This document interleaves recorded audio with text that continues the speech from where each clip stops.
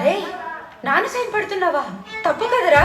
అమ్మా సైన్స్ లో నాకేం అర్థం కావట్లేదు. మ్యాథ్స్ బుక్ లోనే అన్ని ప్రాబ్లమ్స్ అమ్మా. అమ్మా ఈ చదువు నా వల్ల కాదమ్మా, నన్ను వదిలేయమ్మా ప్లీజ్.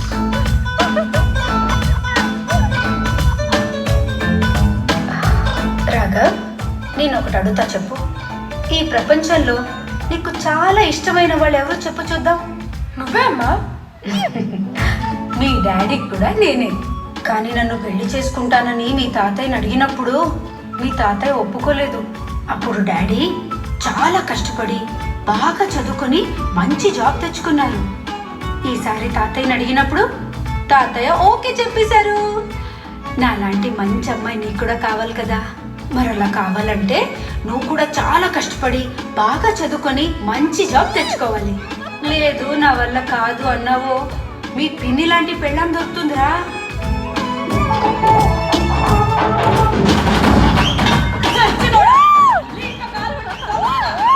నాకు నీలాంటి మంచి అమ్మాయి కావాలి. ఎంత కష్టమైన పర్లేదు, బాగా చదువుకొని మంచి జాబ్ తెచ్చుకుంటా అమ్మా. నా బంగారు తండ్రి.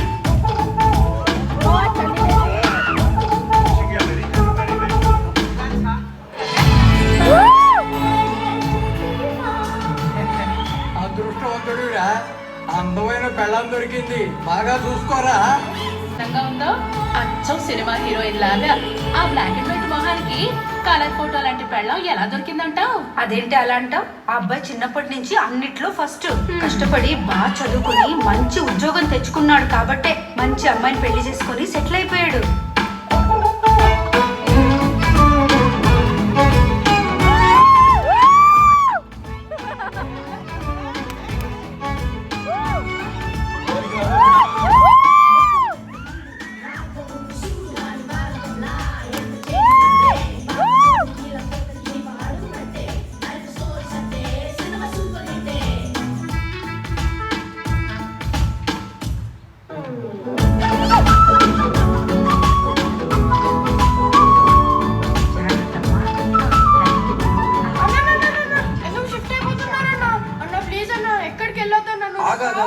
ఎక్కడికి వెళ్ళట్లేదురా, కొత్తగా పెళ్ళైంది కదా, హనీమూన్కి వెళ్తున్నాం.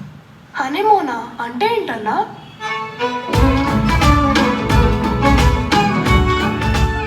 ఏం లేదురా, మీ వదిన నన్ను నమ్ముకుని వాళ్ళ అమ్మని నాన్నే వదిలేసి వచ్చేసింది కదా. నాతో ఉంటే లైఫ్ ఎంత బాగుంటుందని చెప్పడానికి కొన్ని రోజులు ఎటైనా బయటికి తీసుకెళ్ళి శాంపుల్ చూపిద్దామని. అయితే మీరు ఎక్కడికి వెళ్తున్నారన్నా? ప్యారిస్. అదెక్కడా? అది మన దేశంలో లేదురా, ఫ్లైట్ ఎక్కి వెళ్ళాలి.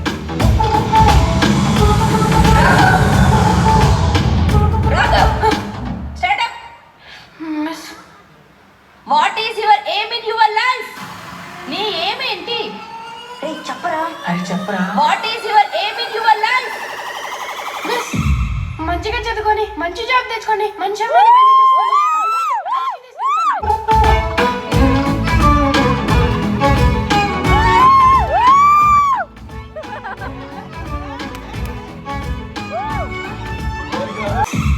మంచిగా చదువుకొని మంచి జాబ్ తెచ్చుకోండి, మంచి అమ్మాయిని పెళ్లి చేసుకోండి.